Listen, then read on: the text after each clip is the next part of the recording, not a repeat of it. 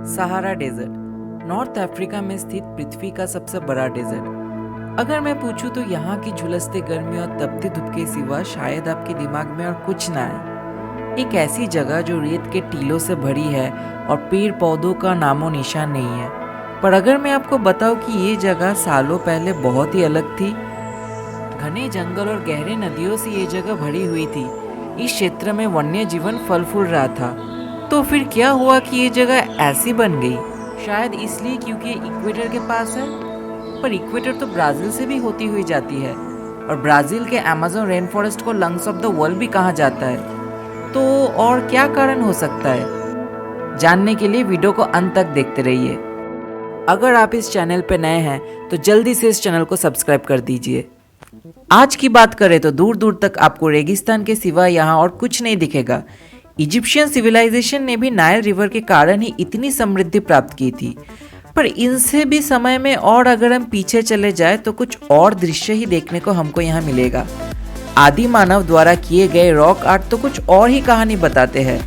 Giraffe, हाथी और hippopotamus जैसे जानवरों को बड़े बखूबी दर्शाया गया है, जो कि यहाँ से दूर सेंट्रल और साउदर्न अफ्रीका में ही पाए जाते हैं। कुछ पेंटिंग में तो भेड़ बकरियां जैसे फार्म एनिमल्स भी दिखाए गए हैं।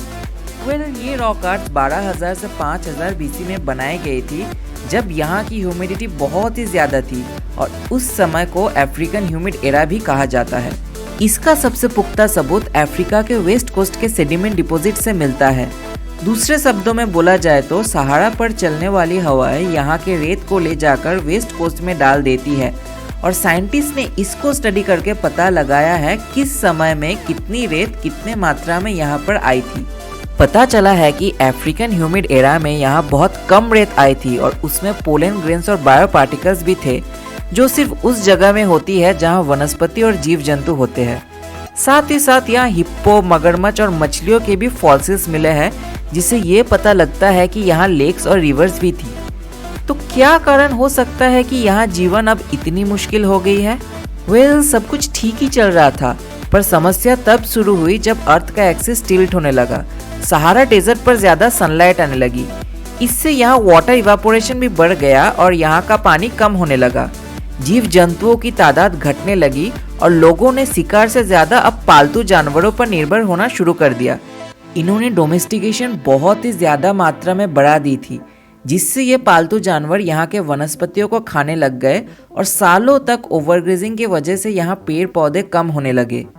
ये बताना बहुत ही मुश्किल है कि ओवरग्रेजिंग की वजह से क्लाइमेट चेंज हुआ या क्लाइमेट चेंज होने की वजह से लोगों ने डोमेस्टिकेशन स्टार्ट कर दिया। कुछ साइंटिस्ट ये भी मानते हैं कि अगर ह्यूमन इंटरफेरेंस यहाँ पर ना भी होती तो भी ये जमीन ऐसी ही बन जाती। पर ये डेजर्ट भी कम सुंदर नहीं है। अफ्रीकन टूरिज्म के लिए ये डेजर्ट बहुत ही इम्पोर्टेंट है। कुछ साइंटिस्ट ने यह अनुमान लगाया है कि कुछ सालों में ये डेजर्ट फिर से हरी भरी हो जाएगी। आपको क्या लगता है, क्या ये अच्छा होगा? नीचे कमेंट में बताइए। अगर ये वीडियो पसंद आई तो जल्दी से लाइक और शेयर कर दीजिए।